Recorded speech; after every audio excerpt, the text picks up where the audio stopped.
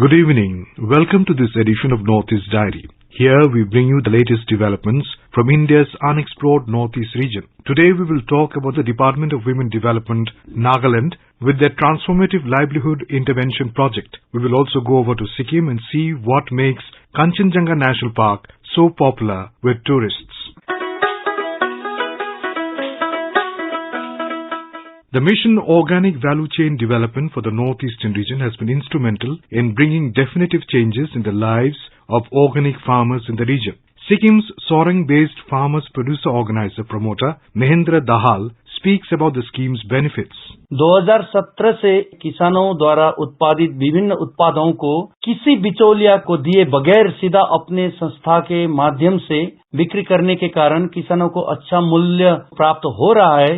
इस स्कीम से किसानों को तो मुफ्त में बीज, विभिन्न फार्म इनपुट्स और खाद बनाने के लिए आर्थिक सहयोग प्राप्त हुआ है। इसके साथ साथ हमारे एपीओ में भी भारत सरकार द्वारा संचालित इस स्कीम से collection aggregation centre, cold storage बनाने के लिए 75% सब्सिडी मिली हुई है।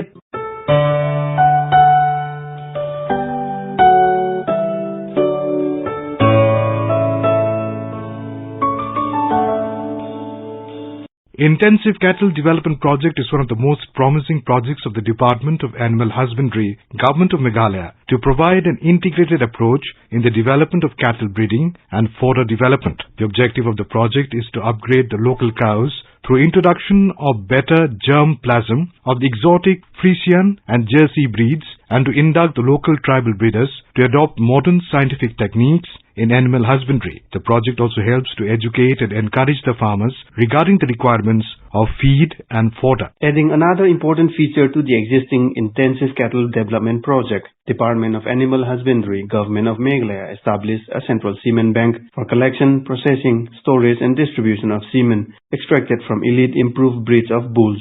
The center has the state-of-the-art technology set up with the objectives to collect and store semen of improved breeds of bulls for upgradation of local cattle population through artificial insemination. The Central Semen Bank has a bull farm where elite bulls of popular exotic breeds such as Holstein Friesian, Jersey and indigenous breeds such as Red Sindhi, Ongole, Tripura, Gir and Sahiwal are maintained for semen collection. 5 pure Holstein Friesian bulls were also recently imported from Germany to improve the local cattle population. Inaugurating the Central Semen Bank, Meghalaya Chief Minister Conrad K. Sangma stated, "This is one of the state-of-the-art facilities, not only in the state but in the entire Northeast. All the technologies that are required for it are available here, and it's something that we all should be very proud of.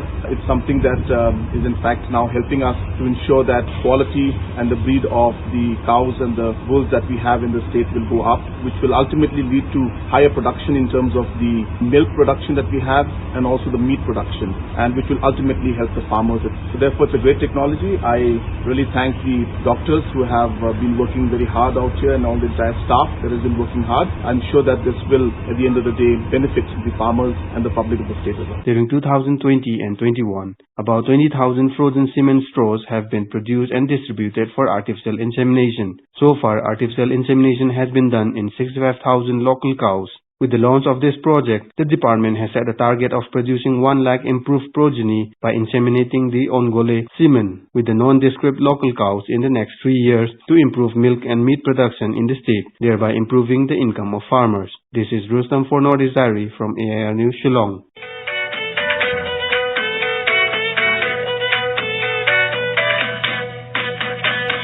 The Department of Women Development Nagaland, with the Transformative Livelihood Intervention Project, has been marketing food and fruit products under the brand name Maiki. Maiki is a term used by the department and all stakeholders to mean a home for women where various livelihood activities are taken up. Besides providing support services and safeguarding the legal rights, one of the primary focus of the department is to address the issue of empowerment of women in Nagaland through the socio-economic upliftment. Maiki project started in the year 2006, which aims at enabling women in the state to achieve upward social and economic mobility as well as power and status. Based in Kohima, Maiki has managed to spread its popularity not only in the state but also outside like Shillong and Guwahati. Their dried wild apple, gooseberry, soybean chutney, pop rice, dried bamboo shoot, English gold, roselle, dry cane chili, dry pineapple, etc. are among their processed food items. All their products are produced by various entrepreneurs and self-help groups who are associated with the women resource development. To celebrate the contributions of women as equal partners in socio-economic development of the state, be it as cultivators, farmers, artisans, entrepreneurs, professionals, homemakers, etc., the Maiki Fest, which was launched in October 2018 to 19, is now an extension of the Hornbill Festival. For Northeast Diary, this is Asunyo from AIR News, Kohima. Rajiv Gandhi University of Arunachal Pradesh has launched an orchid database on its website. The database contains all the information and morphological details of all the orchids found in the state. A report. Orchids form 9% of our flora, and it is one of the largest families amongst higher plants in India. There are about 25,000 species of orchids estimated to occur in the world. In India, about 1,350 species are found, out of which about 900 species, nearly 69%, are reported from Northeast India. About 150 species are endemic to the region. As far as species distribution is concerned in Northeast India, state-wise, Arunachal Pradesh has the maximum number of orchids recorded so far, with 558 species of 147 genera. The database of the Rajiv Gandhi University contains detailed information of 713 orchid species. It was jointly prepared by the Center of Bioinformatics Facility and the Department of Botany of the University under the guidance of Principal Investigator Professor R.K. Singh. Professor Singh informed us that the database specifically provides information on classification, distribution, salient morphology, uses, established tissue culture techniques and herbarium details. The database that has been developed by RGO, that is Rajiv Gandhi University, includes all these genera and species that were reported by A.N. Rao as well as many other scientists who have worked in Arunachal Pradesh. With synonyms, means similar names, we have total 735 entries in our database. The database provides information on orchid classification, their distribution, their salient morphology, various types of usage, as well as established tissue culture techniques and the herbarium details. This work on orchid database was taken up as a part of a DBT-funded research project aimed to document orchid bioresources of Arunachal Pradesh and also to develop tissue culture protocol for their large-scale multiplication. We developed the tissue culture-based micropropagation technique for 5 economically important orchid species that include 2 types of lady sleeper orchid, pineapple orchid, nun's hood. They have different scientific names and we have planted them in our orchidarium. For preparing the database, we received support from Orchid Research and Development Center at TP and the State Forest Research Institute, SFRI, Itanagar, as well as many other individuals. I hope this orchid database will be useful for the researchers, the floriculturists, and all others who have a hobby to grow orchids in their flower garden. Orchids are one of the most fascinating flowers due to their incredible range of floral and morphological diversity and varied pollination biology. By virtue of their exotic beauty and long-lasting blooming period, they fetch a high price in both national and international markets, and Arunachal Pradesh, with the most number of orchid species found in the region, becomes a potential producer and supplier of it. Rajiv Gandhi University's database on orchids will help students, enthusiasts and farmers to understand the nature of the varied type of orchids in the state. For Northeast Diary, this is Rakesh Dole, AIR News, Itanagar.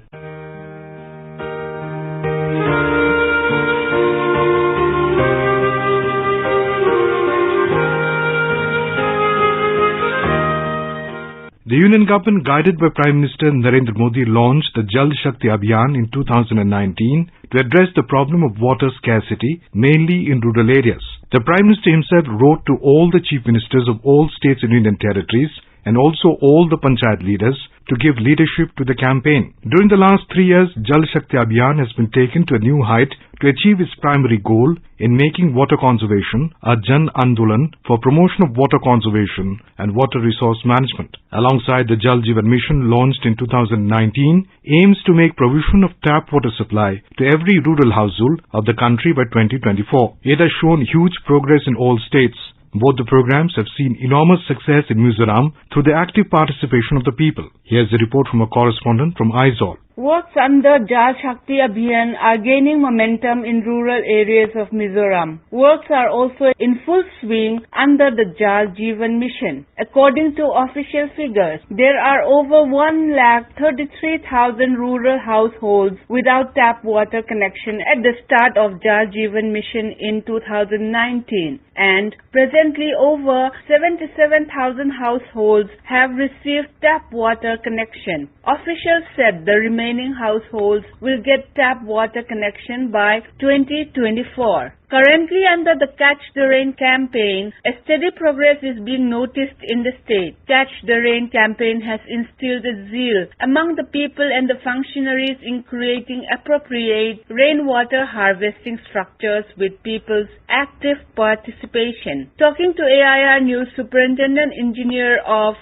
PHE Department, Mr. Lal Ropuya, highlighted the success under Jal Jeevan Mission. He also said as to why the Catch the Rain is one of the most important initiatives to achieve water sustainability. JJM Jal Jeevan Mission changed the lives of rural people in Mizoram. Earlier, they used to fetch water from distant sources, and the quality of which was not up to the mark. With the implementation of JJM, villages can now have better quality water in their premises. Due to the hilly terrain and soil porosity, the surface runoff is very fast. Therefore, particularly in Mizoram, we need to take more remedial measures to sustain the water sources. For this, the Jal Shakti Abhiyan, which aims at catch the rain when it falls where it falls, have huge impact for the source sustainability. The village population are also mobilized to protect their water sources for future. Officials said Catch the Rain campaign has given excellent results in Siaha district, which has created a good number of water storage tanks. Individual households are also taking higher participation in terms of rainwater harvesting. The rainwater harvesting campaign is being organized periodically by the PHE department to train villagers how to capture, store and reuse rainwater. Officials added that as Mizoram lies in the southwest monsoon belt, it gets ample rainfall which can be stored for future use. With this, the PHE department is engaged with the task and has been creating water storage tanks, semi-dams and ponds in villages for storing rainwater. For Northeast Diary with Subhashis Chanda, Irene from Aizawl.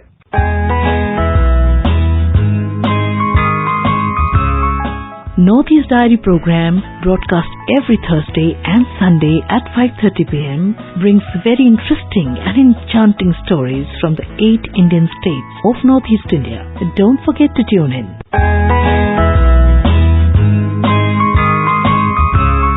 In an effort to cut down on vehicular pollution and promote more eco-friendly mode of transportation, the Tripura government has adopted the Tripura Electric Vehicle Policy 2022. A report from our Agartala correspondent. The State Cabinet headed by Chief Minister Manik Saha last week adopted the Tripura Electric Vehicle Policy 2022. As per the policy, the state is aiming to convert 10% out of 60,000 vehicles that are plying on the road presently into an electric model in the next 5 years.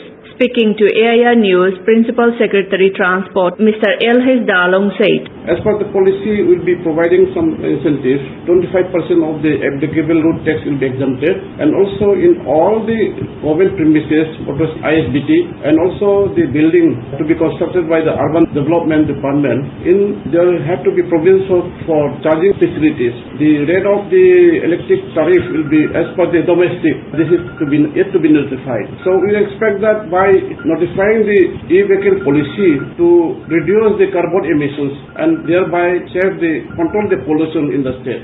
So far, altogether 14 states in the country have adopted electric vehicle policies, and Tripura becomes the 15th, while the third state in the northeast region after Meghalaya and Assam are the first two states to formulate electric vehicle policies.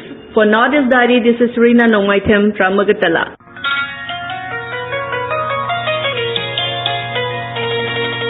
After the amendment of the Indian Forest Act 1927 by the Indian government, bamboo is no longer a tree. This amendment is greatly impacting the lives of the people and leading to positive changes in the socio-economic development of the farmers and the society at large. Today we bring you an interview with Dr. Lakshmanan S., Secretary, Industries and Commerce Department, Government of Assam. Talking to him is Manas Pratim Sharma. Dr. Lakshmanan, welcome to our Northeast Dairy. In the year 2017, the Government of India has declared bamboo as grass and declassified as tree. What is the overall impact of that decision for the farmers in Assam? Namaskar and very warm regards to all listeners of this wonderful program, and it is indeed a pleasure to meet you, Manasi. Now, coming to the question straightforward, as you see, bamboo has been one of the major, you can say, as good as a natural resource as far as Northeast is concerned, and especially Assam is concerned. Almost 50% of cultivable bamboo or harvestable bamboo in the whole of the country is in Northeast, and about 23 million tons of bamboo stock is available in Assam. Of course, in the past, bamboo had been mostly utilized in the paper manufacturing industry. But due to different reasons, not necessarily due to the resource crunch, but because of other issues, many of the paper mills in the region had shut down.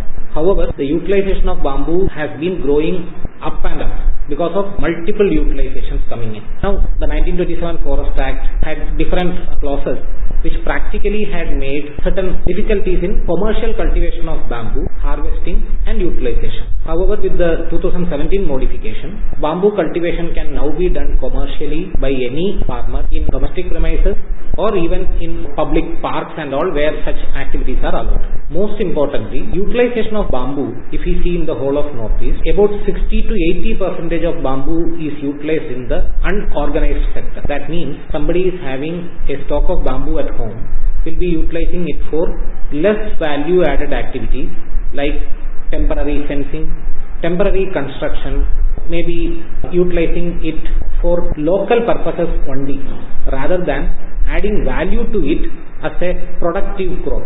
How do we add value to bamboo? One, treating bamboo as a cash crop. What can we do? Value addition in the form of furnitures, in the form of handicrafts, in the form of different usable things. That is one way of dealing with bamboo. Second one is utilizing bamboo as a source for biofuel. If we see a major company, NRL, Numaligarh Refineries Limited, have come up with a very, very important and beautiful scheme which is worth more than 3,200 crore to produce ethanol from bamboo. Right.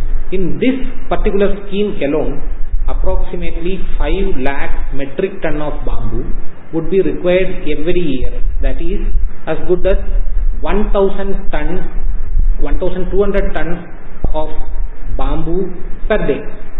So just imagining the quantity required, there is a huge market for bamboo. What we have to practically think is that, considering the cropping time, it is not that today we planted bamboo, tomorrow we will get immediate production. So we have to think about the life cycle of bamboo for harvesting, and also ensuring that we are having quality planting material. For that, Agricultural University Assam had come up with multiple nurseries where quality bamboo seedlings are available. So under National Bamboo Mission, State Bamboo Development Authority have come up with different schemes to provide quality bamboo shoots to start with, to provide cluster development funds so that certain clusters can be improvised into bamboo growing areas. Already if you see, we have such clusters near Sonapur in Kamrup Metro District, in Kakopathar, in Tinsukia District, like that. Now, along with this cluster, it is not that all bamboo has to go for ethanol production or biofuel production. Local utilization of bamboo, local value addition, including conversion to furniture or handicrafts, etc., and also ensuring quality products are made which can be of exportable quality. All these activities are being undertaken State Bamboo Development Authority. So I am sure with such initiatives taken under the state mission as well as the national government's bamboo mission, we are sure that bamboo is going to be one of the good contributor to any family's income, because if you see, many of the families in Assam have always tried to grow some bamboo in their family premises or household premises themselves, and I am sure it will be a good income without much investment for most of the families. What's your experience, how people are involved in bamboo cultivation in Assam, and what are the options of generating money from it? As I told earlier, bamboo mostly helps families to tide over immediate fund requirements. If you see Jati bamboo or Baluka bamboo, where does this bamboo generally come into use? Mostly for pandal construction, temporary constructions of various sorts, public functions or private functions for that matter, and regular construction of permanent buildings. If you see, when a building is made for the ceiling purpose or for the various casting purposes, you will be finding that a framework of bamboo is utilized in all permanent buildings whenever it is being made. So most of those bamboo does not come back to the system again. It is kind of use and throw kind of thing. Basically what happens, many of the families which grow bamboo at home, when there is a need for 10,000, 20,000, 30,000 rupees, they will simply sell off 50 or 100 bamboo shoots or stock they have. That is how generally they do. But the reason for doing that is because of the absence of a organized market. So that is why bamboo growers associations are to be made locally, registered, contact numbers provided, and linked to a major aggregator. For example, again, AVPRL. When we say that biofuel chemicals, they will require 5 million tons, that is almost 50 lakh this thing. That means that much bamboo has to be grown somewhere, cut somewhere, transported somewhere and brought to the factory, right? So that kind of coordination, market aggregation when it happens, then there will be an assured market as well. So I am sure with such activities, almost I will say the income doubling of all agriculture is with multi-cropping facilities.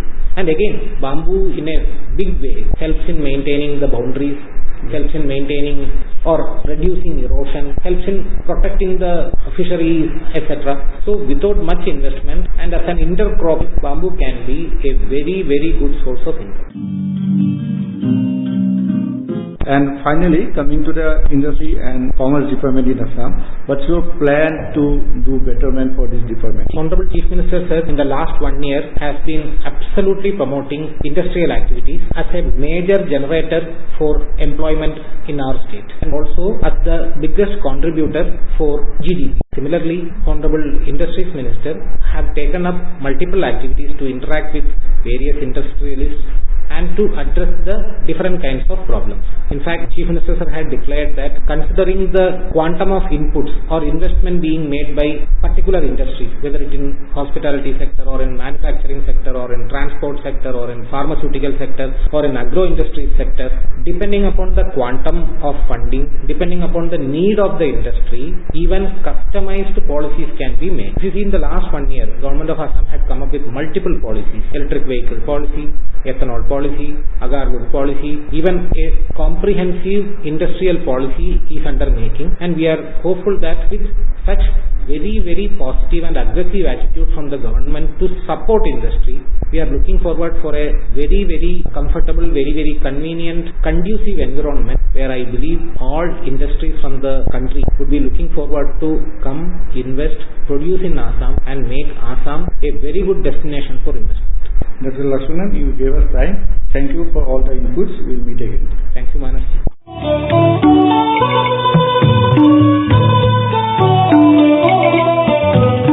You are listening to our program Northeast Diary, bringing you enchanting stories from the northeastern part of India. This program is broadcast every Thursday and Sunday at 5:30 p.m. on FM Gold and on our app News on AIR. We look forward to you walking this journey with us twice a week, every week.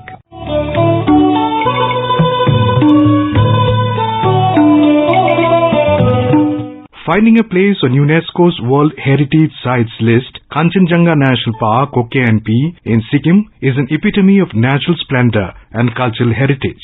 A high-altitude national park, the Biosphere Reserve is home to Mount Kanchenjunga, the third highest peak in the world, and hosts glaciers, lakes, valleys and a variety of endangered flora and fauna. It is also of great significance to residents of Sikkim. A report. Sikkim's Kanchenjunga National Park is known for a unique diversity of geographical wonders, ancient forests, mythological stories and object of worship for the indigenous people. Gangtok-based senior journalist Nita Niras highlights the national park's natural and cultural heritage. Kanchenjunga Park, a national and world heritage. Heritage is significant for our identity as also for different species of flora and fauna. Sikkim, lying in the lap of eastern Himalayas, has cultural and natural heritage both. Kanchenjunga National Park is one such site of heritage in Sikkim and of course the nation. It has been recognized as the World Heritage in 2016 and included in the World Heritage Sites of United Nations Educational, Scientific and Cultural Organization UNESCO. Kanchenjunga National Park spreads over an area of 849.50 kilometers within the Himalayan range. Is also a biodiversity hotspot. It is named after Mount Kanchenjunga, the third highest peak in the world, which has an impact on climate of the area and good environment for diversity of bioresources, valuable rare species of flora and fauna, along with medicinal plants. Kanchenjunga means the house of five treasures, believed to be 5 snow-clad peaks by the historians. However, Kanchenjunga National Park is a mixed heritage site, cultural and natural. It is worshipped as the guardian deity of Sikkim, a witness to blood brotherhood treaty between Lepchas and Bhutias, commemorated by celebration of Pang Lapsol festival annually and declared as the warrior god by King Chadar Namgyal. The natural heritage includes 17 lakes, 19 mountain peaks and 18 glaciers.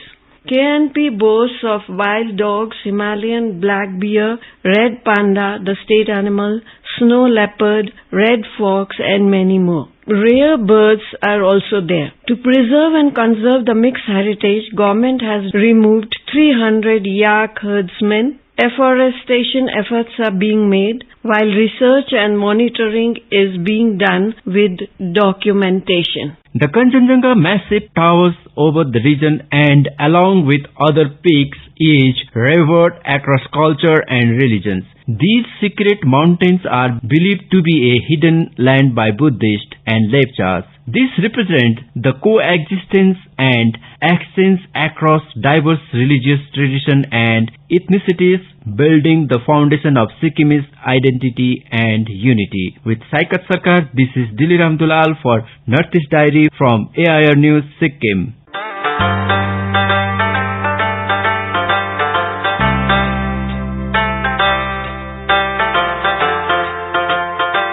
And now let us listen to this melodious number from Sikkim.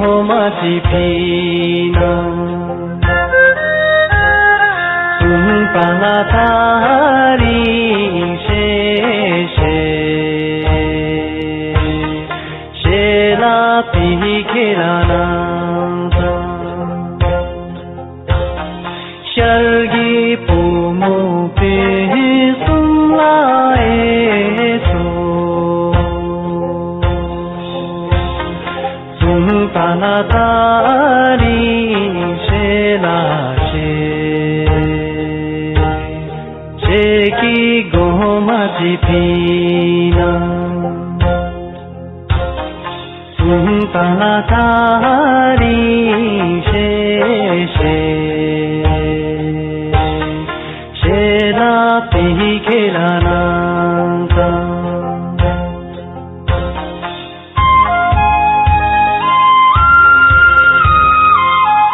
ही खेला नांचा. With that, we come to the end of this edition of Northeast Diary. Do join us next week to hear more stories from this enchanting part of India. Bye-bye. This program was presented by Abhishek Mukhopadhyay, scripted by Suparna Saikya, produced by Sharmila Goswami, and assisted by Kamlesh Mudgal. It was brought to you by the News Services Division of All India Radio.